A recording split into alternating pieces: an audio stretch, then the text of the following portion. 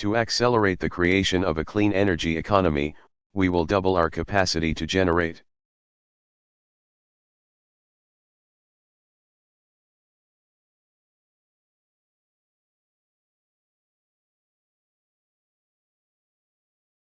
Alternative sources of energy like wind, solar, and biofuels over the next 3 years.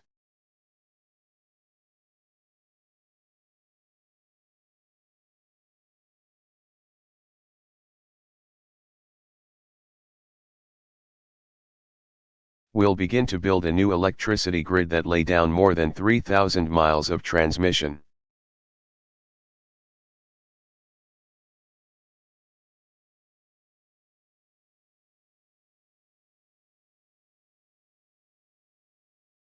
Lines to convey this new energy from coast to coast. Will save taxpayers $2 billion a year.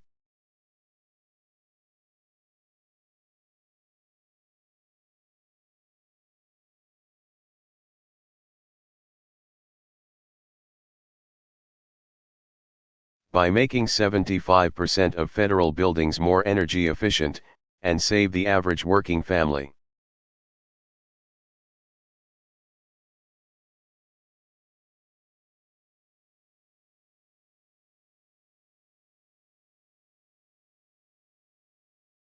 $350 on their energy bills by weatherizing 2.5 million homes.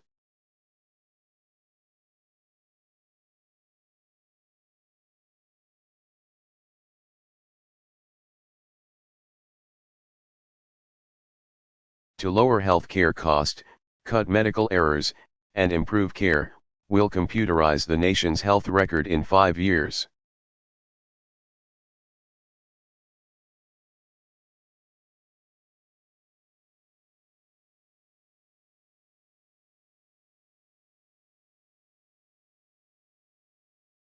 Saving billions of dollars in healthcare costs and countless lives.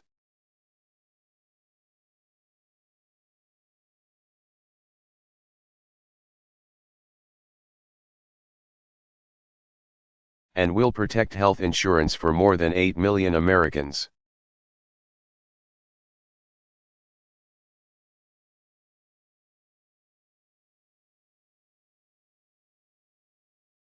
Who are in danger of losing their coverage during this economic downturn.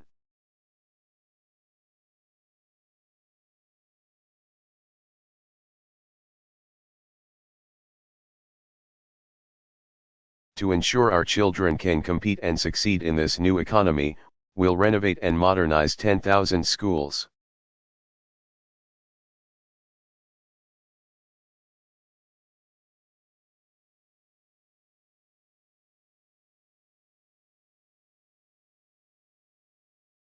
Building state-of-the-art classrooms, libraries, and labs to improve learning for over 5 million students.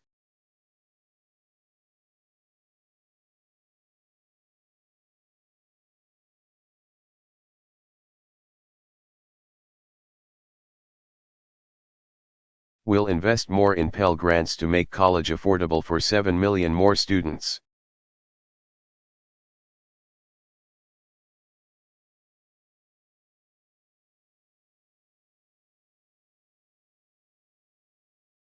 Provide a $2,500 college tax credit to 4 million students.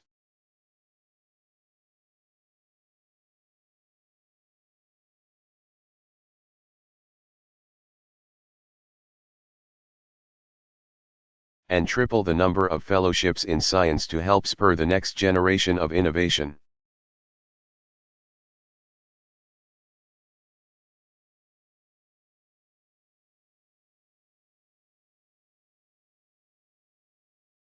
Finally, we will rebuild and retrofit America to meet the demands of the 21st century.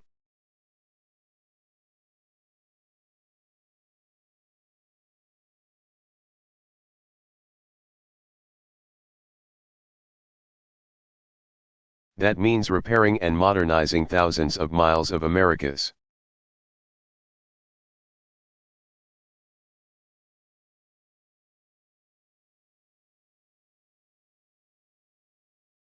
roadways and providing new mass transit options for millions of Americans.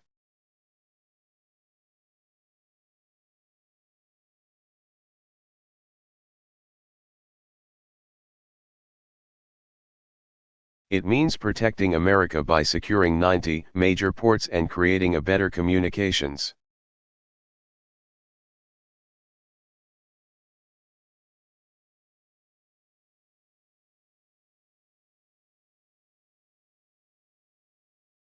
Network for local law enforcement and public safety officials in the event of an emergency.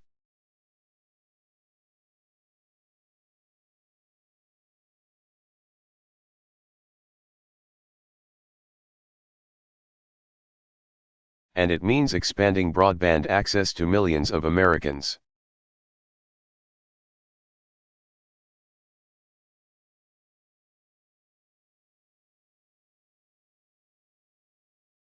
So business can compete on a level playing field, wherever they're located.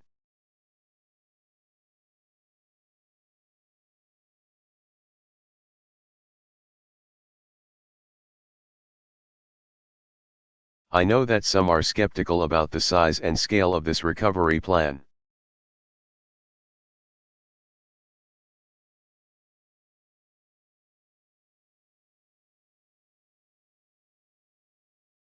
I understand that skepticism, which is why this recovery plan must and will include unprecedented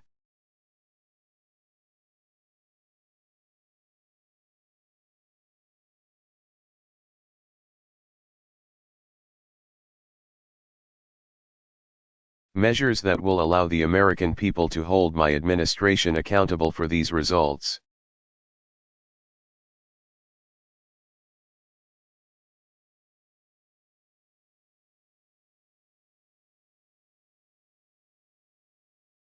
We won't just throw money at our problems, we'll invest in what works.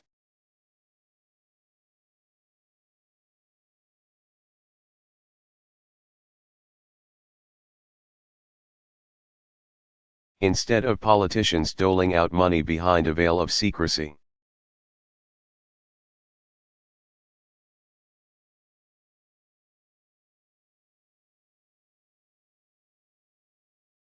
Decisions about where we invest will be made public, and informed by independent experts whenever possible.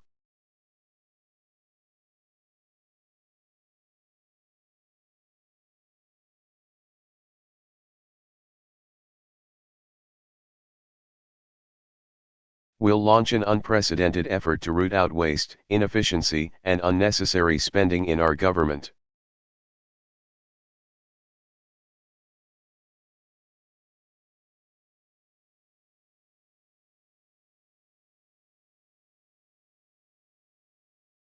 And every American will be able to see how and where we spend taxpayer dollars by going to a new website called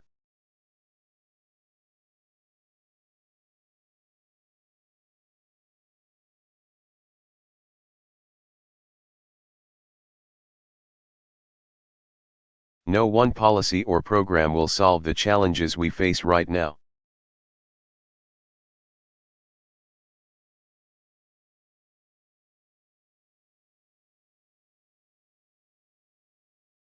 Nor will this crisis recede in a short period of time.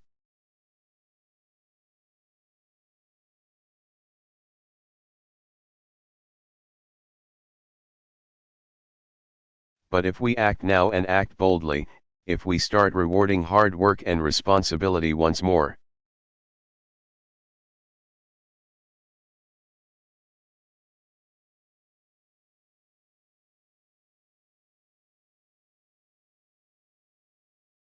if we act as citizens and not partisans and begin again the work of remaking America.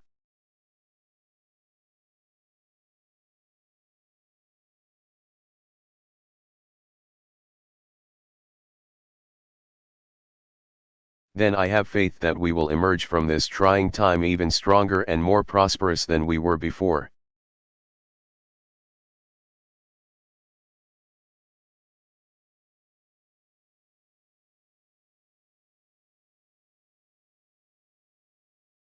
Thanks for listening.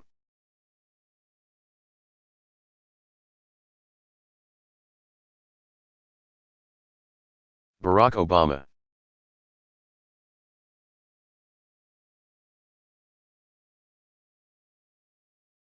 Opening remarks during first press conference as president-elect.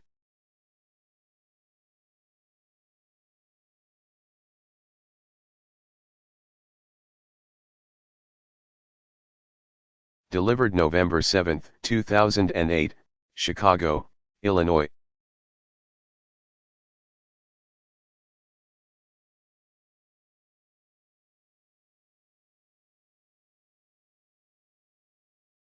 This morning we woke up to more sobering news about the state of our economy.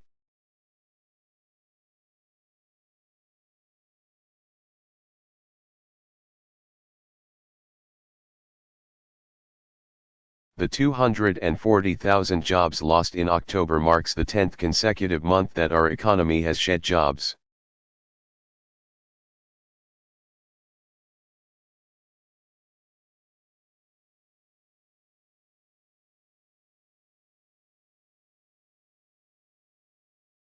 In total, we've lost nearly 1.2 million jobs this year, and more than 10 million Americans are now unemployed.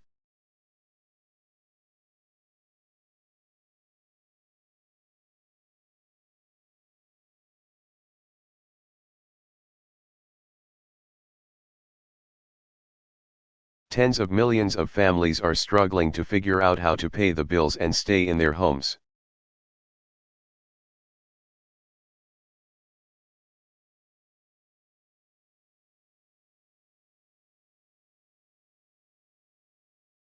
Their stories are an urgent reminder that we are facing the greatest economic challenge of our lifetime.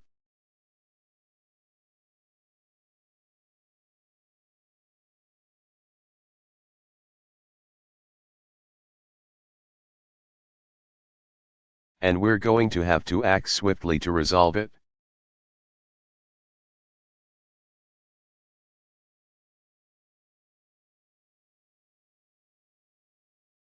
Now, the United States has only one government and one president at a time.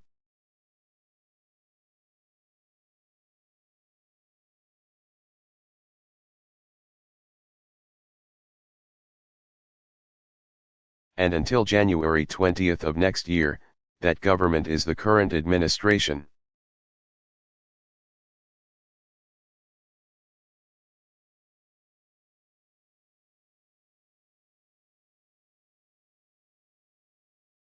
I've spoken to President Bush. I appreciate his commitment to ensuring that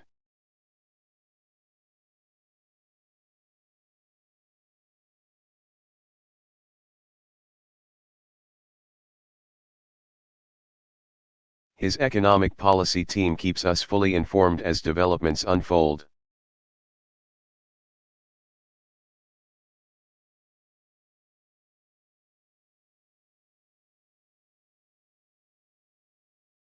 And I'm also thankful for his invitation to the White House.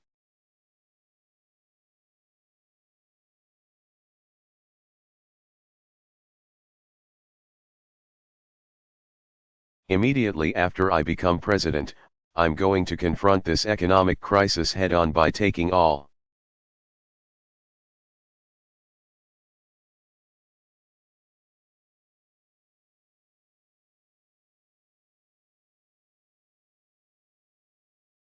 necessary steps to ease the credit crisis, help hard-working families, and restore growth and prosperity.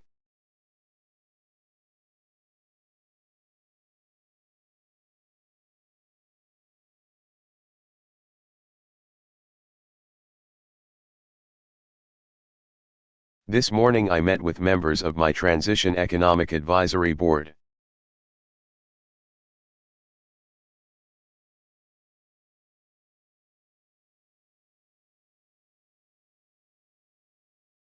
Who are standing behind me, alongside my Vice President-elect, Joe Biden.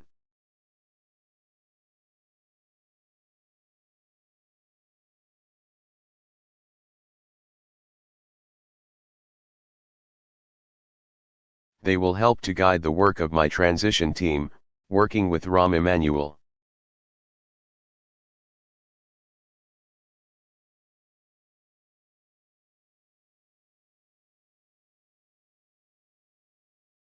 my Chief of Staff, in developing a strong set of policies to respond to this crisis.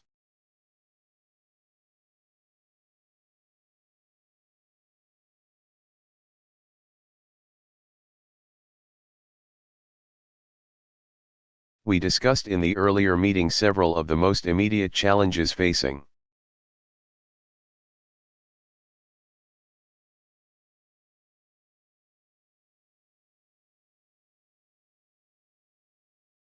our economy and key priorities on which to focus on in the days and weeks ahead.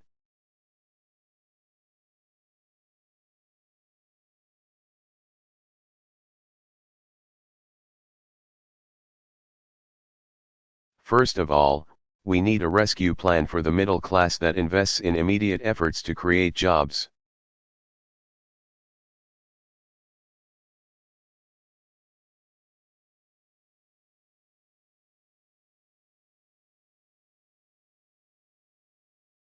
And provide relief to families that are watching their paychecks shrink and their life savings disappear.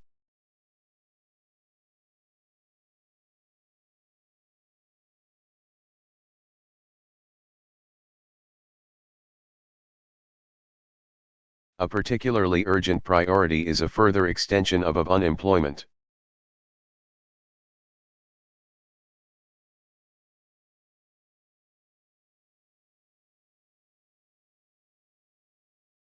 Insurance benefits for workers who cannot find work in the increasingly weak economy.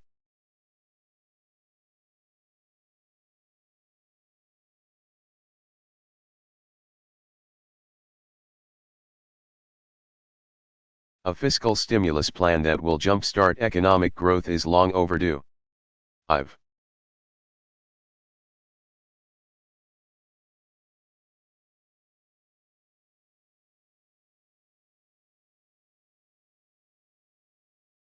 talked about it throughout the last few months of the campaign.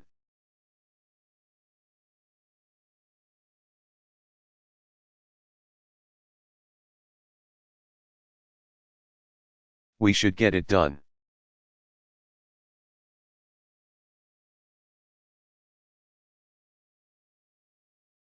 Second, we have to address the spreading impact of the financial crisis on the other sectors of our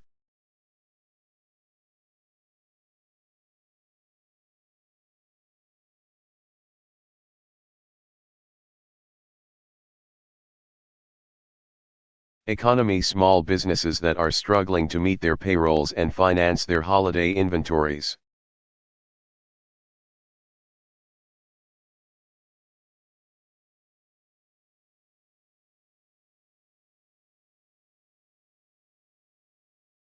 And state and municipal governments facing devastating budget cuts and tax increases.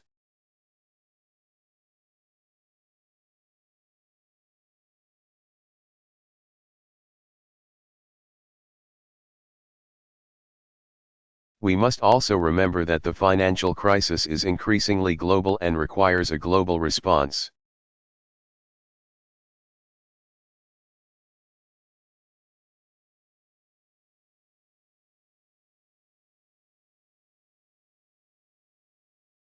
The news coming out of the auto industry this week reminds us of the hardship it faces.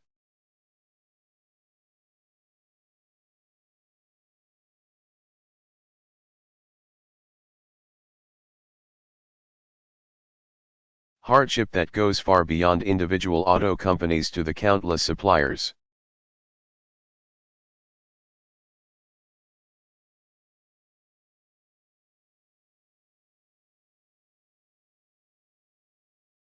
Small businesses, and communities throughout our nation who depend on a vibrant American auto industry.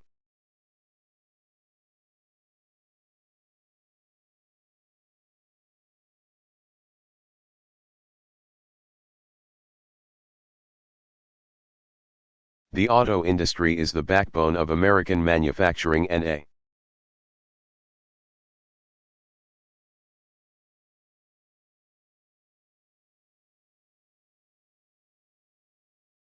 critical part of our attempt to reduce our dependence on foreign oil.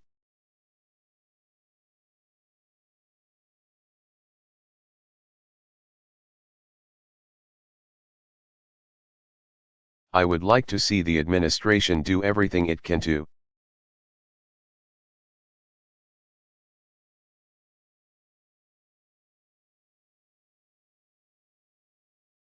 accelerate the retooling assistance that Congress has already enacted.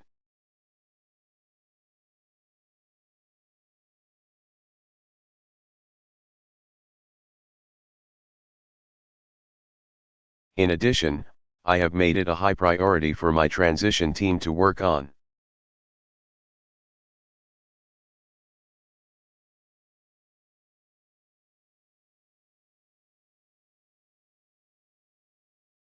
additional policy options to help the auto industry adjust, weather the financial crisis.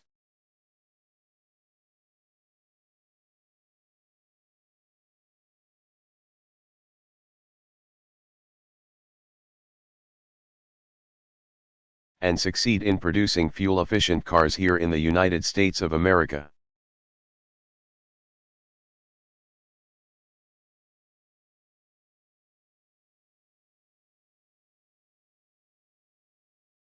And I was glad to be joined today by Governor Jennifer Granholm.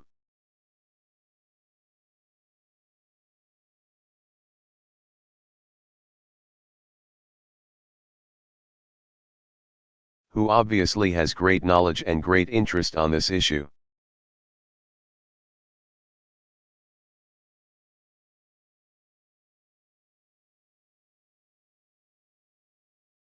I've asked my team to explore what we can do under current law.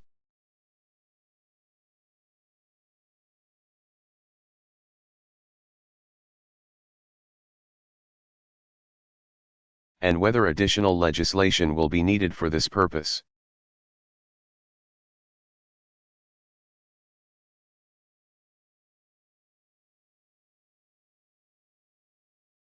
Third, we will review the implementation of this administration's financial program to ensure that the government's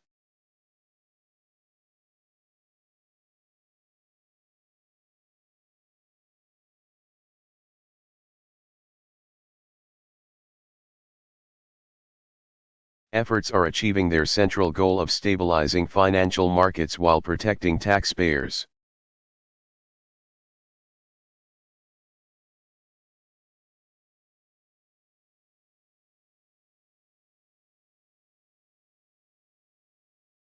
Helping homeowners, and not unduly rewarding the management of financial firms that are receiving government assistance.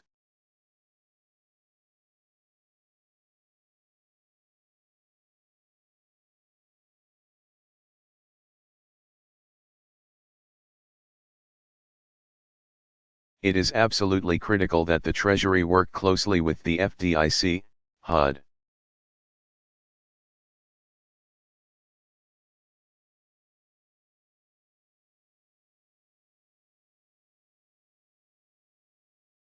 And other government agencies to use the substantial authority that they already have to help families avoid foreclosure and stay in their homes.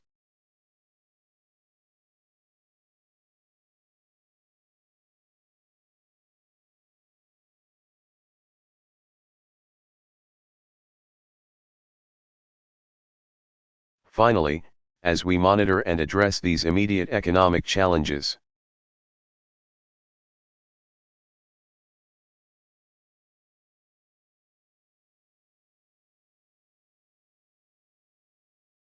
we will be moving forward in laying out a set of policies that will grow our middle class and strengthen our economy in the long term.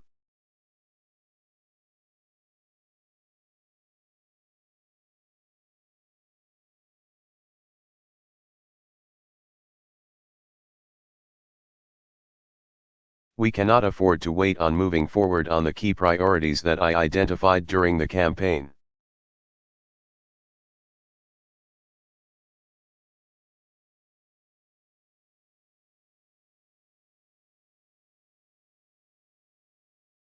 Including clean energy, healthcare, education, and tax relief for middle-class families.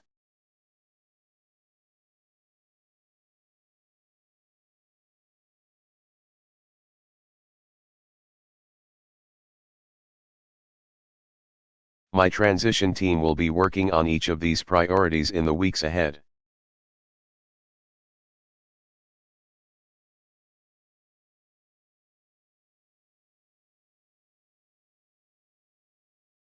And I intend to reconvene this advisory board to discuss the best ideas for responding to these immediate problems.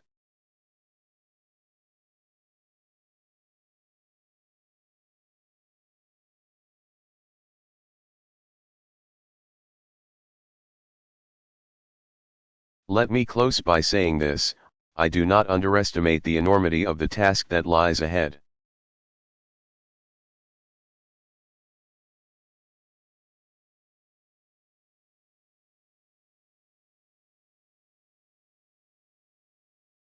We have taken some major action to date.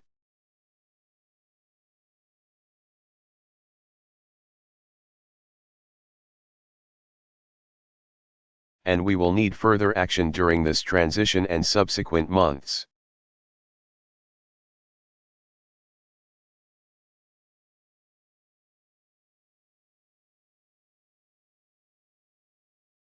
Some of the choices that we make are going to be difficult.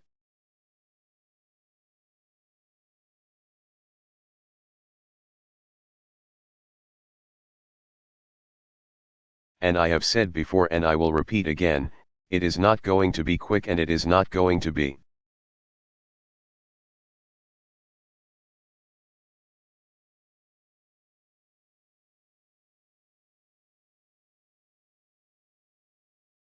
Easy for us to dig ourselves out of the hole that we are in, but America is a strong and resilient country.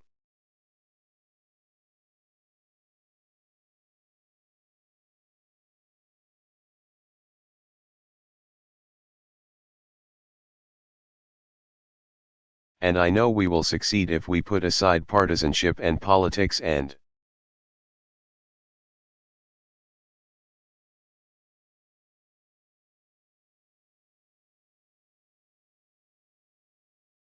work together as one nation.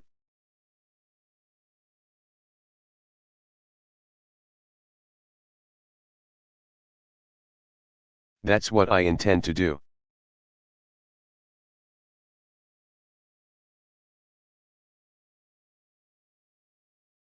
Barack Obama.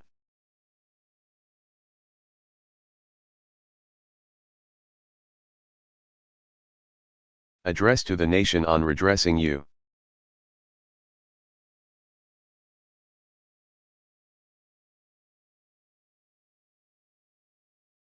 immigration policy.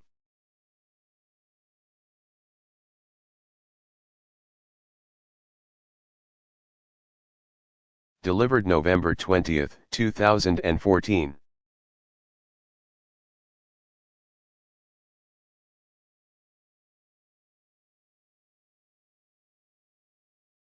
My fellow Americans, tonight, I'd like to talk with you about immigration.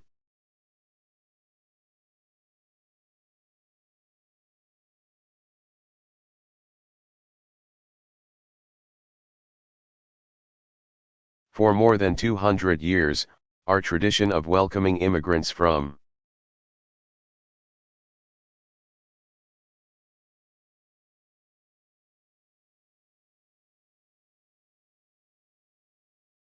around the world has given us a tremendous advantage over other nations.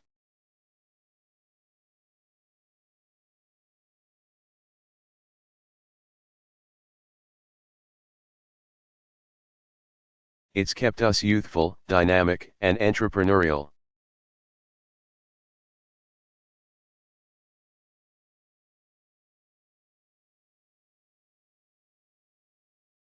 It has shaped our character as a people with limitless possibilities, people not trapped by our past.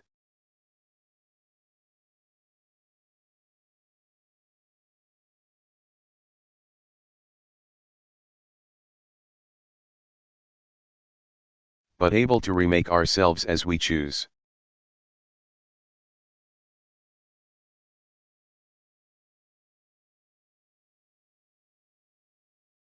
But today, our immigration system is broken and everybody knows it.